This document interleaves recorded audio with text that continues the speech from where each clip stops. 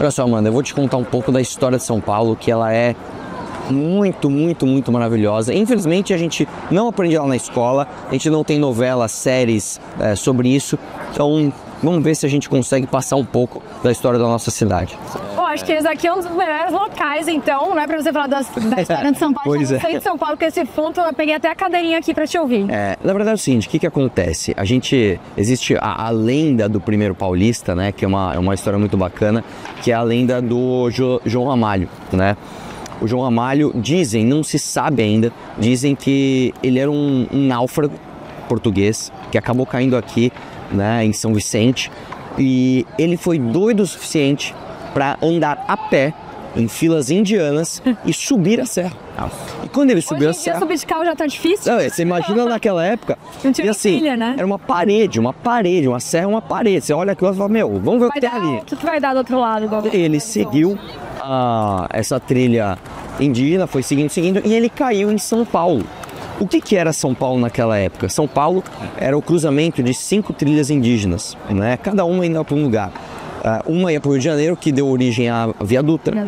Uma ia para o Peru, que é a trilha Peabiru, talvez a mais importante de todas. Outra ia para Minas Gerais, que era a Fernão Dias. E outras duas que iam para a região sul e para a região mais interiorana do país. Para a região litorânea do país, que era justamente a Anchieta, né? E o que aconteceu? Ele subiu aqui, ele chegou aqui e ele encontrou um monte de índio, né? Aqui eram os tupiniquins, que tinham uma treta brava com os tamoios do Rio de Janeiro, mas tudo bem, isso é outra história. Deixa de ser. E aí quando ele chegou aqui, as pessoas olharam para ele e falaram, que cara diferente, né, meu? Um cara branco, meio parece um andarilho. O cara colou aqui e olha o que esse cara fez. Ele ficou amigo dos indígenas. O grande líder dos tupiniquins era o índio Tibiriçá. Ele ficou amigo do índio Tibiriçá e o índio Tibiriçá tinha uma filha, a belíssima índia Bartira.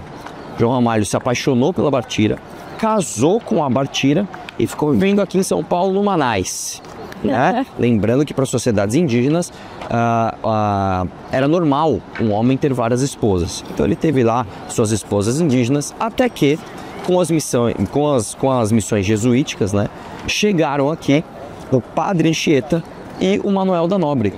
Um já era um senhor mais experiente, ortodoxo, com a cabeça bem reta, vamos dizer assim, e o outro era um jovem que gostava de escrever, gostava de criar histórias e já tinha uma flexibilidade no seu tratar com as coisas. Quando eles chegaram aqui, eles ficaram chocados. Eles falaram, como é que um homem branco, europeu, está casado com várias índias? Isso não pode, isso pode. Só que o João Ramalho, ele era amigo dos índios e ele falava, inclusive, a língua tupi. E aí você tem o primeiro registro de política aqui em São Paulo. Porque basicamente eles se convenceram de abrir uma exceção para o homem que tinha várias esposas índias, para ele fazer o meio de campo e criar algum tipo de relação com os indígenas daqui.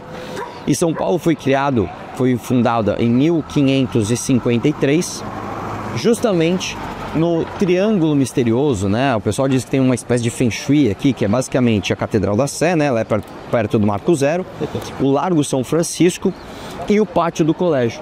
E lá foi criado o primeiro colégio jesuíta do Brasil, o Pátio do Colégio, e começou-se então a história de São Paulo.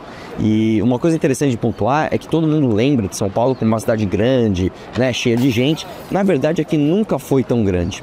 Aqui sempre foi um centro de escambo, um centro de cruzamento de culturas diferentes, pessoas que vinham de diversos lugares, um centro de comércio, mas São Paulo só cresceu mesmo na era do café depois do século XVII.